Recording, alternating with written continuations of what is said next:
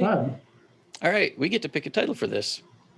So I just jotted down some things you said that would make a good title. I'll read them back to you chronologically. Let me know if you hear one you like, and we'll use that for this episode's title. Okay. All right, wanted to draw and paint. The go-to person when they were stuck. Core creative roots. A project whisperer. Who are you going to be? The real story comes from a deeper place. Know that in your bones. This is the work I'm doing. Or curious, creative, and empathic. I like all of them for different reasons. Right? So we'll just string them all together. Yeah, that's it. That's the whole, just a lot of commas.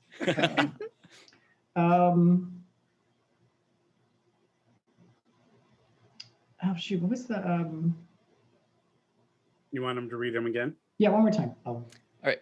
Wanted to draw and paint. The go-to person when they were stuck. Core creative roots. A project whisperer. Who are you going to be? The real story comes from a deeper place. Know that in your bones.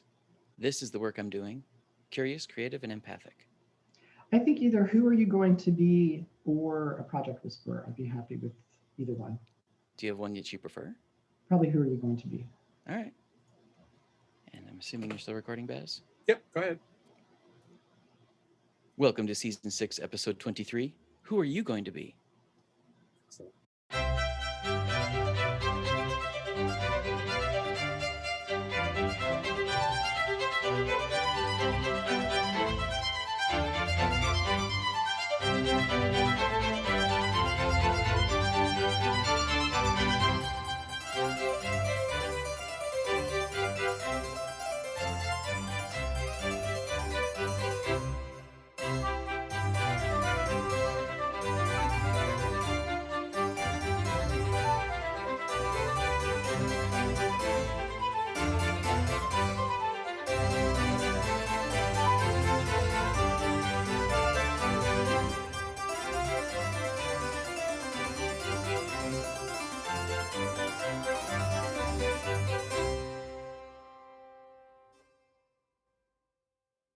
This is The Real Podcast. I'm Ben Sebastian here with my co-host, S.A. Baz Collins. Hey.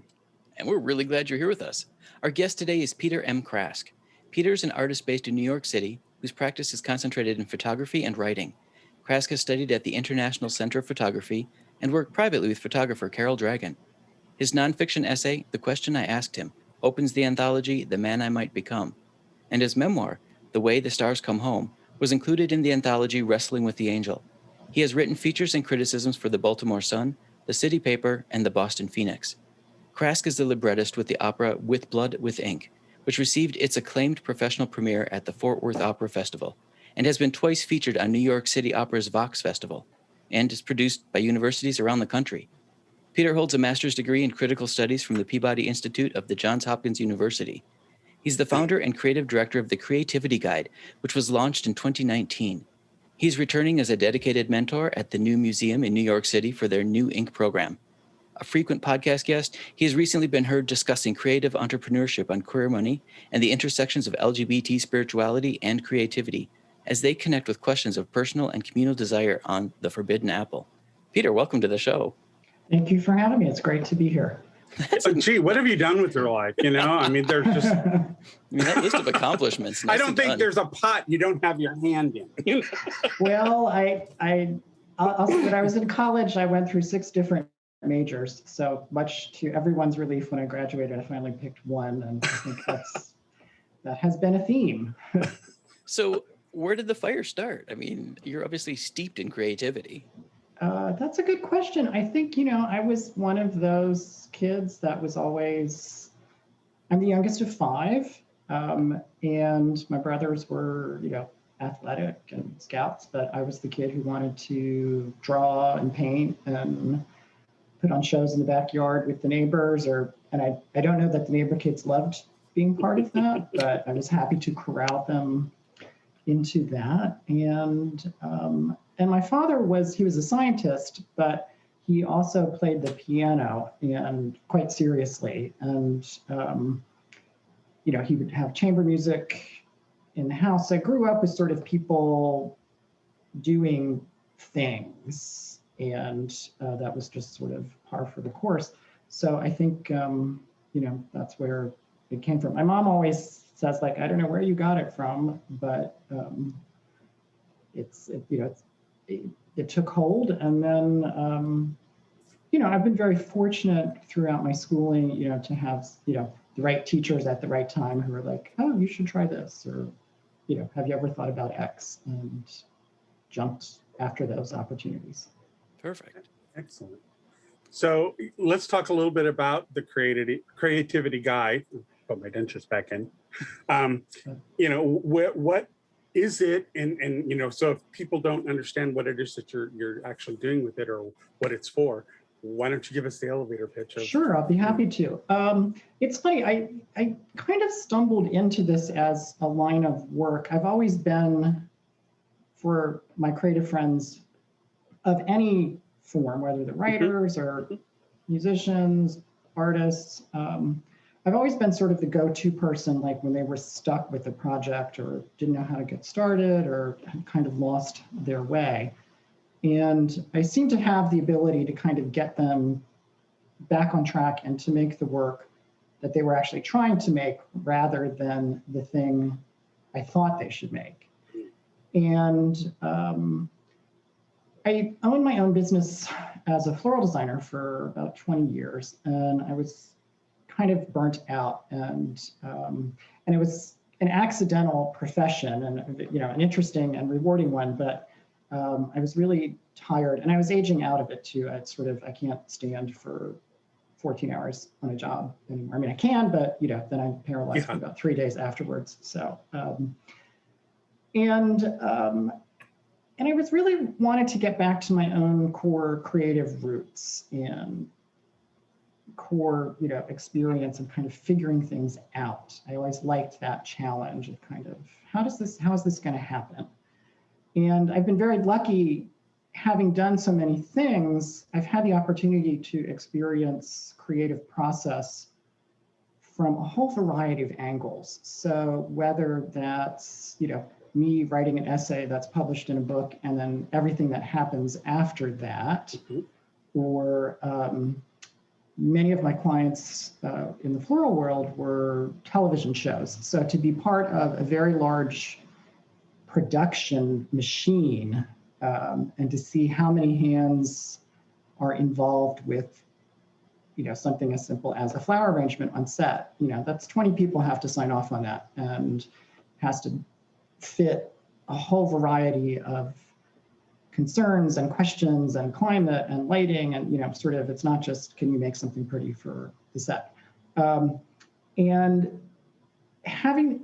with the opera work, working collaboratively, working collaboratively, I'm going to check my dentures too. And then seeing an idea start somewhere, turning it over to someone else who then turns it into something else, and then giving it to performers and a director and a set designer, and then marketing people and PR people. I've always been fascinated in how things happen. So seeing process from all of these different angles, I finally felt like, here's a way I can use all of this experience, because often people, and myself included, have been sort of puzzled, like, well, what is it you do? Like, you do a bunch of things, so what is it? And I finally this is the umbrella I can put all of this in. So I work with makers of all kinds, and they can be artists, they can be entrepreneurs. I'm finding people that I'm working with are at a transitional point, and they have a particular set of skills or knowledge that they're trying to move into a different direction. And that can be an artwork, it can be a career change, it can be a wide variety of things, but it's very process-based, and they need somebody kind of just helping them navigate it, because they don't quite know. And I would say it's sort of like, they're the pilot of the plane and I'm the air traffic controller. So they're still flying the plane, but I've got my eye on everything that's happening in the sky around them and making sure they don't crash, and getting them to land safely. So the short version is, I'm a project whisperer. There we go. It There we sounds go. We'll have to hashtag that. Yeah.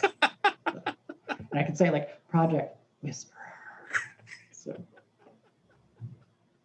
Excellent. So you have a topic here, how to make meaning and tell meaningful stories out of our queer experience. I mean, I obviously, you can understand that whole phrase, but what is it from your perspective that you're bringing to the table in that kind of area? That's a good question. I would say, I mean, the short version, I don't want to sound flip about it, but like, I'm a middle-aged gay man. I've seen some shit at this point. I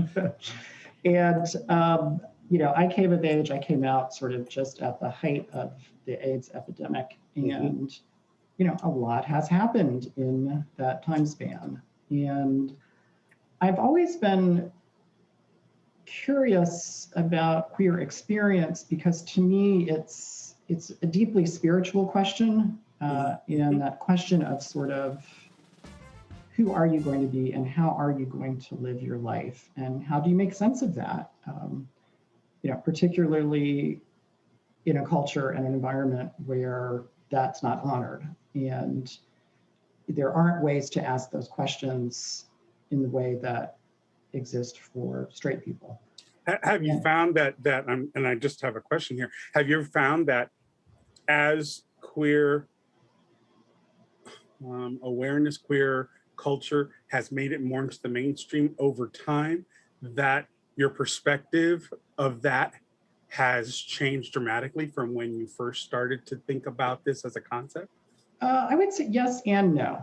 Okay. I mean, on one hand, there have been remarkable changes. I remember I was at, I think this was like the late 1990s, and it was the Outright conference in Boston, which was this huge conference for LGBT writers, primarily journalists. And one of the panel discussions was, gay marriage. Should we pursue this or not? And, I was in the ballroom. Every person in that room was like, that will never happen in America. Like, why are we even wasting our time having this conversation? It will never happen. Well, clearly we were wrong. And, now it's here, even with all these ongoing attempts to chip away at it. And I think somebody should have checked in with the lesbians when they were saying right, that. yes. Because I think they totally had it in hand and, ran with it, Right, as they often do. Right, exactly. And they're usually ahead of the curve on all sorts of things. So I still find it's kind of this question of meaning, when I use the word spiritual, I mean, it's kind of, such a wishy-washy word because that can be sort of, self-care, I'm taking a bubble bath is spiritual now, versus like, this really deep question of who are you going to be and what are you going to serve? And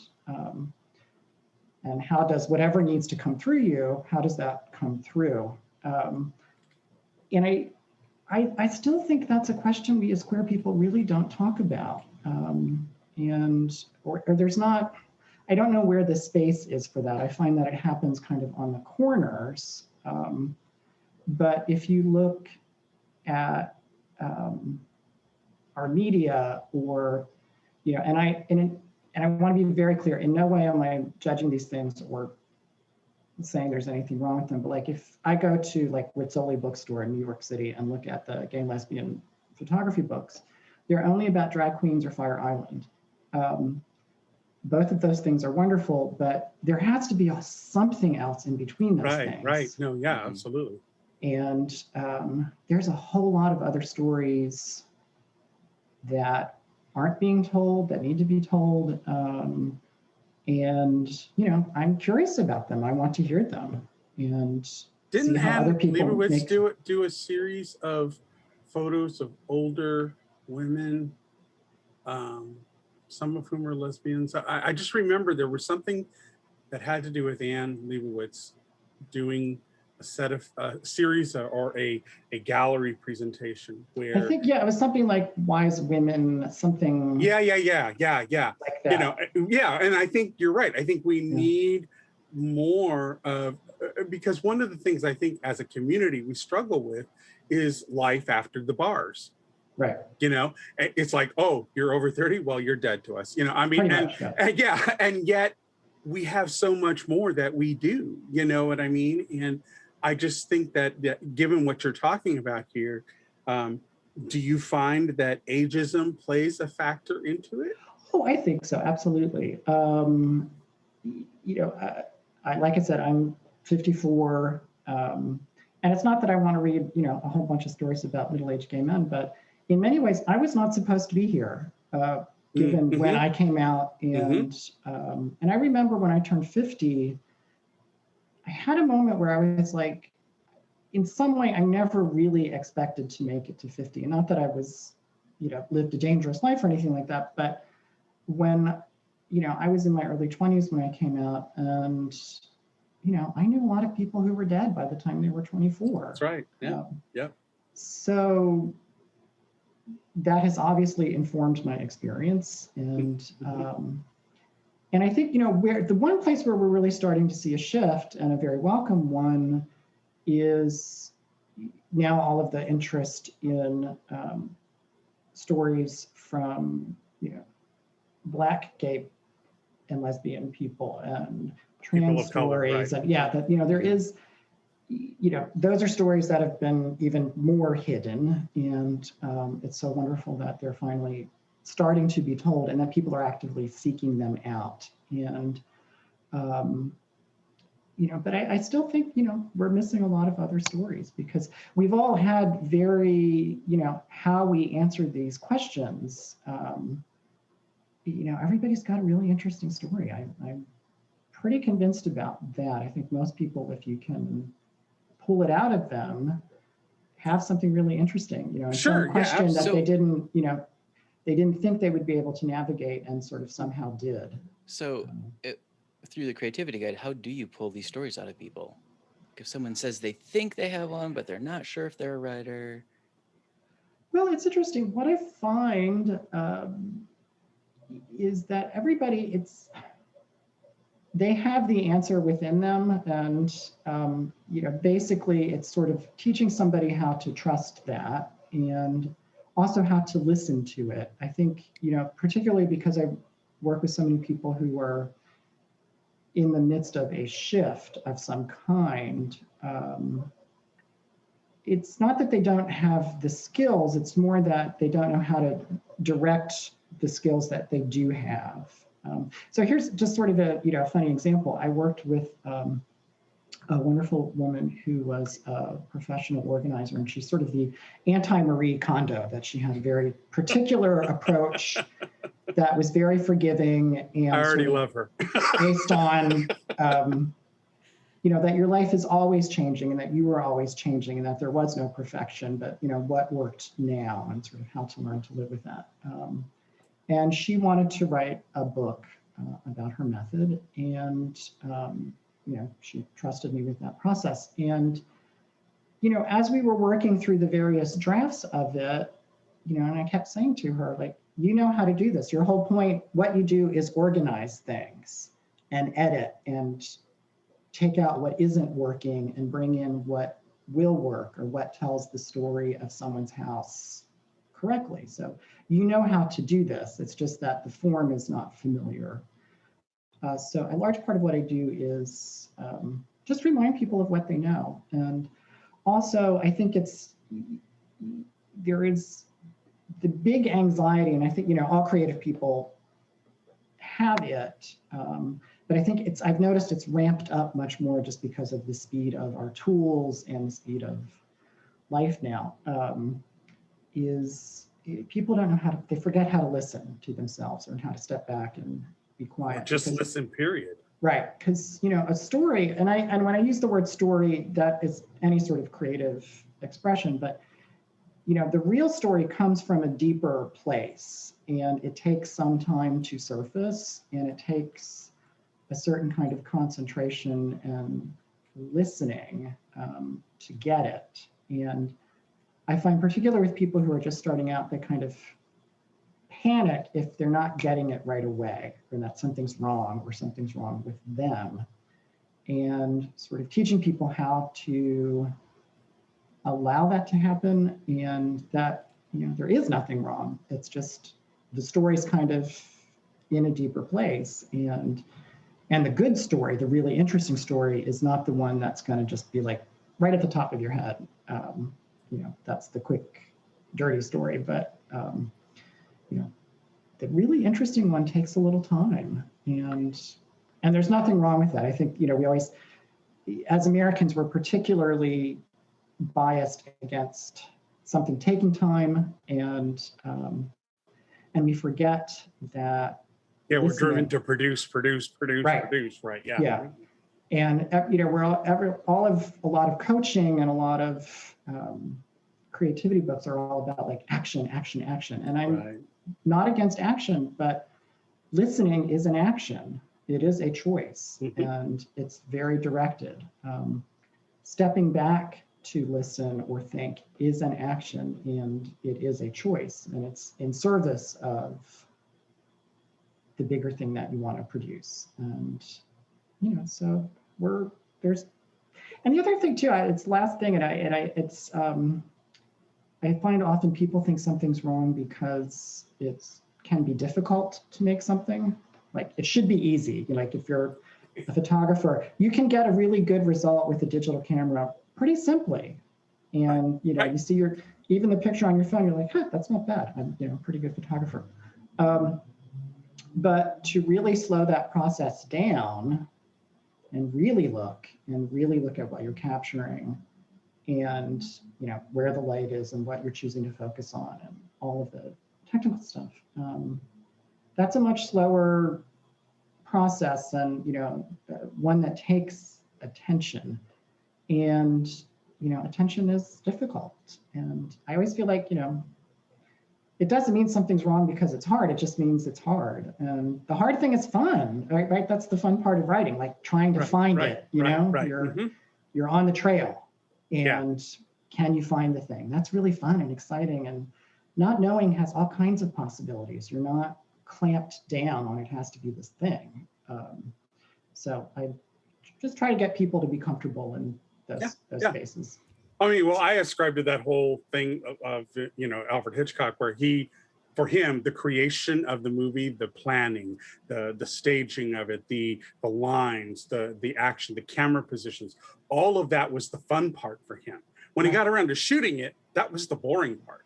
And don't even get to the distribution and all the press stuff he had to do. And that's kind of, for me, it's the same thing. I love the creation, the creating part of it, all the peaks and valleys. Yeah. But I think that people don't give, because, as you say, we are a product-driven society, especially now when you have things like Netflix and Hulu, where they like blast you with an entire series, and consumption is binging on something. And that tears into a proper creative process, don't you think?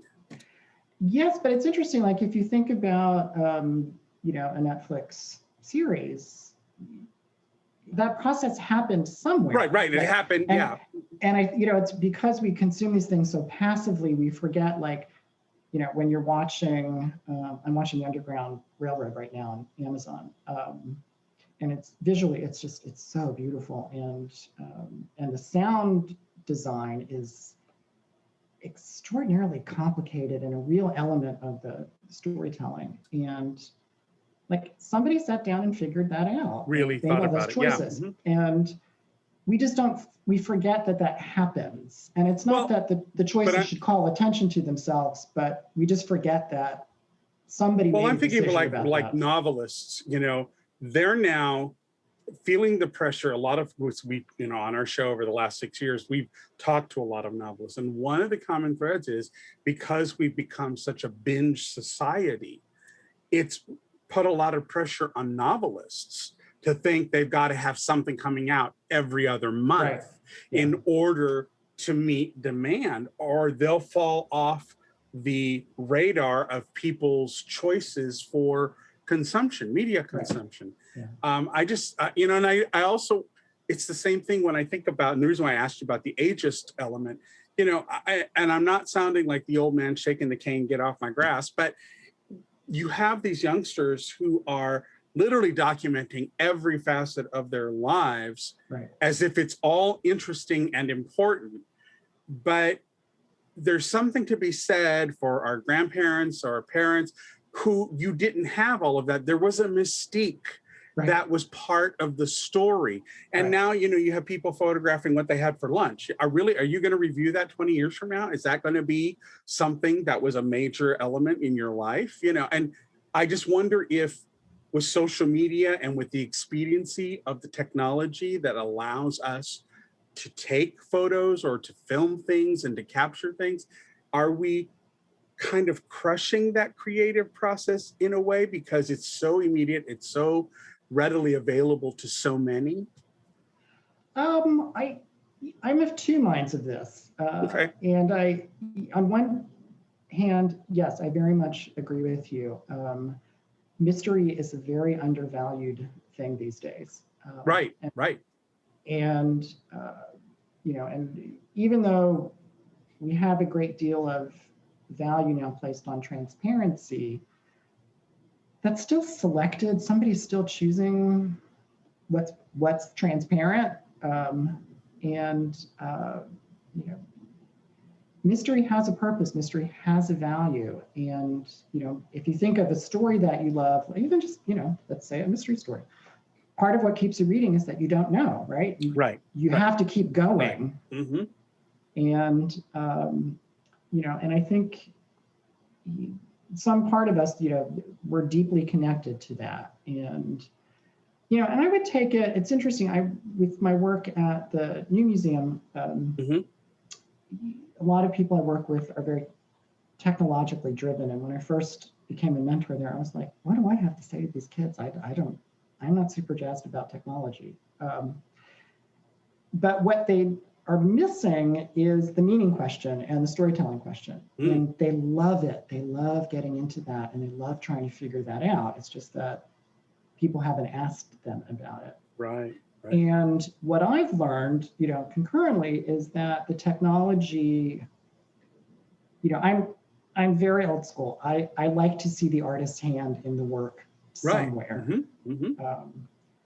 But what I've been discovering, and maybe this is where I'm going to sound like I'm 100 years old, but that the choice of the technology is the expressive choice, and how the technology is implemented is an expressive choice, and that's where the artist's hand sort of comes into it. Gotcha. So that's been a very interesting shift in my own perspective, and I think what I find, I always, when I see people, who are taking a billion pictures of their phone or their lunch or whatever, and 3 filters and boom, right, yeah. And the pleasure they take in it, and I always sort of, I always want to kind of reframe it like that could be even more fun if you were making the choices rather than all these choices that were made for you that you're just slapping on stuff. And can you be curious about that?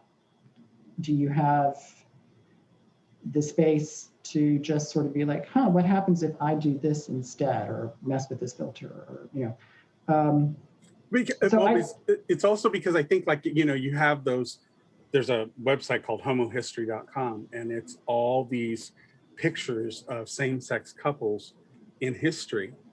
And they're just the people. And for me, it's like a rabbit hole. The mystery of what got them to that point where that picture is taken, what happened after that. It's just, it's like a fount of creation when I look at that site. And yet you have people nowadays just filming random stuff that you just kind of go, well, I think we're missing the mystique of life. And I think that's part of that creative process, So and the reason why I asked you is I haven't reached a conclusion. I just wanted to know your thoughts on it. Yeah, I think I'm with you. I haven't quite reached a conclusion about it. It's myself. But what I would say, and I think, this is where sort of the queer creativity thing really comes into play for me. And I think as queer people, the thing we are most called to do is to inhabit a space that's in between. And we get very skilled at being in that space and being, not being quite one thing or not quite the other. And so much of creativity is about that in-between space and being comfortable in it when you're making something, because, you have an idea, it doesn't exist yet, and you're in this place in between those two poles, and how you move in that and what kind of freedom you have in that. And I think, maybe that's why queer people are drawn to the creative professions, wherever that stereotype comes from. But I think there is something very genuine about our ability to move in that space. And I think it's very similar to a creative space. And, I think partly we are just, again, in this sort of transitional moment, both with technology coming out of the pandemic, of sort of, we don't know what any of these things are yet. Like, remember, everybody thought Foursquare was going to be like the hot thing, and right. Nobody knows about Foursquare now. So, so like we still don't know what any of these tools really are for or where they're going to be, and I think, younger generations are figuring out maybe different answers, but I'm also like, put your damn phone down, be where you are, that's all you got to do, be where you are. So after you've helped someone and they've started creating, how do you help them with feedback? Because I know that the wrong feedback can paralyze or just kill creativity. Oh yeah, absolutely. And I'm sure every person listening to this, and both of you guys can probably immediately call to mind the teacher who like crushed your dream. So I try very hard not to be that person. And I think, one of the things I always tell people I work with is they always ask too many people for feedback. And, that's a recipe for disaster, because everyone's going to have an opinion, and then you're just going to confuse yourself. And sort of, to get to the mystery question, like, it's okay that not everybody knows what you're doing, or that you're not ready to share it yet. And you can hold on to that. Like, I always want to give people permission to be like, you don't have to share this with 100 people when it's not done. And, and how do you take in feedback that's really, that you're able to say, this resonates with me or doesn't, and like, you just may be the wrong person to give me feedback.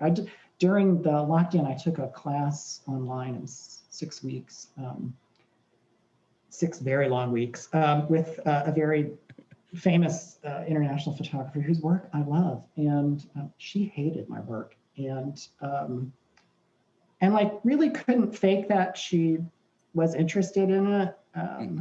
And her whole message was sort of like, make the work that's in your heart, make the work that's in your heart. And I kept feeling like she would say, like, make the work that's in your heart, except for you, Peter, and it kind of really screwed with my head for a couple months afterwards. And I was like, and there were some valuable tidbits I got from that class too, but it was very instructive to be reminded of sort of how vulnerable we are with sharing our work. And, it's that paradox, right? We have to be very tough about it, because once you put it out in the world, you have no control over it, and how people receive it or respond to it. That's completely out of your hands. And, it's the path of madness to try to control that. So were you able to pivot what the feedback you were getting from her, both visual and like written, and find something useful in it? I found a couple things sort of on the periphery, but I also, the takeaway for me was to sort of, to be able to say, like, no, that's not the work I'm making. And this is the work I'm making. Now, whether I need, more technical guidance or, more training to make that work as fully as I would like to, that's a very different question. But I think, the ability to say, like, no, this is the story I'm telling, to really have to wrestle with that, that's not an invaluable, there's a lot of worth in that experience, because then you have to get really clear about it. And I think, any person making something, at some point, you're going to have to really be able to answer that question for yourself. this is the thing I'm making, Right. and 20 people are going to tell you like, no, maybe it's this, or, tailor it to this audience, or, whatever. But again, the true story, the interesting, real story, you kind of have to know that in your bones, like, this is the work I'm doing. Even if you don't quite understand it, but, on some gut level, you have to know, like, I'm on that trail, and only this trail. Excellent. All right. All right. Are you ready for some rapid fire questions? I'll do my best, sure.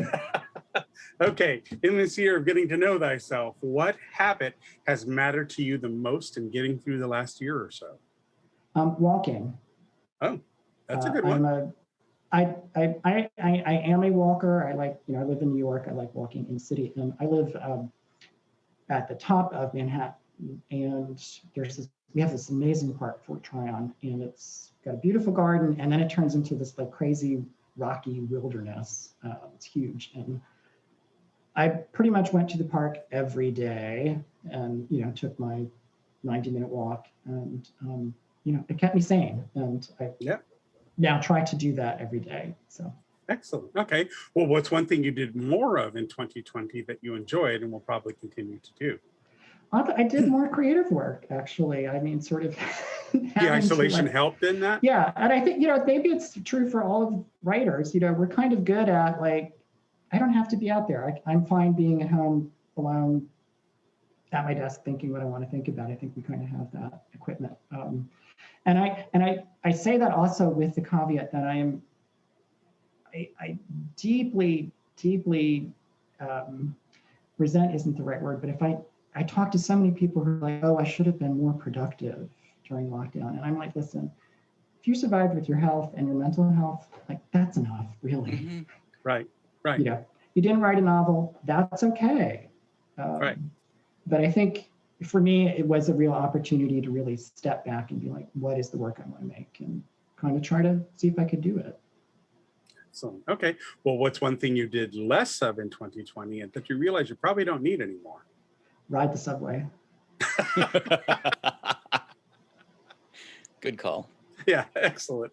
I totally love that. Okay. Well, what makes you feel motivated, inspired, or excited? Nature, and being asked to do something I haven't done before. I've found professionally a lot of the things that I've been most successful at were things I kind of knew how to do, and then somebody said, what if you did this? Could you try that? And just being able to say, yes, I'll give it a shot, see what happens. Okay, excellent. All right, well, what 3 words describe you best? That's a good question. Curious, creative, empathic. There you go. There you go. Good words. All right. What's your proudest accomplishment? That I'm still here and making things. There you go. Yeah, I think that's it. All right. Final question. What was the most daring thing you've ever done? It was the very first essay that I had published that was specifically about being gay. And it opened with me, telling the story of the first man I slept with that I picked up at DuPont Circle. And it was published in the city paper in Baltimore. This is, 1,000 years ago. And I remember I was a teacher. I was a college teacher, and I was driving to school, and I was driving up Charles Street to the school, and there were newspaper boxes on every other corner. And it was a very long essay. It was on the front page. They commissioned illustrations for it. And like every stoplight, I'd be like, oh, look, that's my essay in the newspaper box. Yay. And then the next block would be like, oh, fuck, that's me. I finally put this out here. So it was a very long ride down Charles Street at each stoplight to do that. But once I did it, then I did it. So. There you go. Excellent. Well, you made it through the list. There you go. Yay. So, what are you working on? What's coming up next for you? What am I working on? I'm working on a series of, it always sounds so like fancy. I work on a series of essays are my favorite form. And they're kind of autobiographical and, but they use, the jumping off point is biblical language, because I think I love biblical language, and it's sort of, I grew up, I went to Catholic school, I was kind of really steeped in that. And I thought it'd be really interesting to use language that has done nothing but oppress us and make us feel terrible about ourselves. And just flip it enough. And you don't really have to turn it hard to show how sort of radically queer it is. And use that as a jumping off point. Can you give me an example? I mean, you don't have to read a full essay, obviously, but like one of the words and how you twisted it. Okay, like the short version, the story of doubting Thomas. So Jesus has risen from the dead. Thomas says, I won't believe it unless I put my hand in his side. And if you read the story, it's quite graphic. And he's literally inside Jesus's body, which is rather strange story to read to children. And if you look at like the great Caravaggio painting of it, the wound in Jesus's side it's shaped like a mouth. Jesus is wincing as Thomas is like, pressing inside his flesh. And it's so strangely intimate, and it's, two men touching each other to prove they're alive and sort of, and I always kind of, I always felt like Thomas got a bad rap because he was actually asking for what he needed, and the fact that it was intimate physical contact was the thing that confirmed his love. I'm not reading a whole lot into that story. That is the story. And, when our sister Eugenia read that to us in third grade, I'm sure something, in my brain was like, that's kind of interesting. Right. So to sort of look at that, and that, the essay that focuses on that story is about grief and sort of it's about my closest friend of 30 years who died rather unexpectedly. There's something really strangely queer about that, and there's a lot of that in the Bible. My namesake Peter, there's one story where he was a fisherman, and he's in a boat on the Sea of Galilee, and there's a storm, and they're going to sink, and Peter calls out and says, Lord, why won't you save us? And he looks out and he sees Jesus walking across the water to him, and it's the story is that Peter, and it says Peter removed all of his clothes and jumped in the water and ran to Jesus and started to sink, and Jesus picked him up, and there's that image of Jesus cradling the naked Peter, who, again, that sort of physical contact between men to confirm faith and love. And I didn't make that story up. That's what, again, poor Sister Eugenia, I don't think she realized what she was doing, but that was the story she read. So where are you going to publish these? Where can people find that? Is a good question. Please contact me if you're interested. I'm trying to figure that out while I'm still in process on finishing the essays too. So okay. Well, where should people go to find your work? There's a couple places. I have two websites. You can find me at, if you're interested in just my artwork and writing, you can find me at petermkrask.com. If you're interested in any sort of creative guidance, I do offer a free 1-hour introductory phone call just to sort of talk, and and I love talking to people about their work, and you can find me there at pmkcreativityguide.com. I'm on Instagram, and those are all places. But please say hello. I love to hear from people and talk about these things. They're endlessly fascinating, and it, I get to learn all sorts of stuff too. So it's all right. Good for everybody. All right. Any final words of wisdom? All writers, all makers, everybody, keep going. Keep doing what you're doing, and it's okay that it's slow. It's okay to listen, and it's okay to not know. Those are my three. But keep going. That's the important thing. Don't stop. Because I will say, of the photographer who hated my work, she did give one very important piece of advice, which is most people quit too soon. And I think that's really important. And I'm very grateful to her for that reminder. Excellent. All right, folks, this is Written on the Edge. The Wrote Podcast is produced by Rogue Ravens Media. For our disclaimers, links to social media, our listen stations, or to sign up as a guest, visit www.rotepodcast.com. We'd like to extend a huge thank you to Peter M. Krask for being with us. Peter, thank you so much. You're very welcome. Thanks for having me. All right. Head over to pmkcreativityguide.com or petermkrask.com and kick in your own creativity gear. I mean, come on, get creative. And we'll talk to you soon. Bye-bye.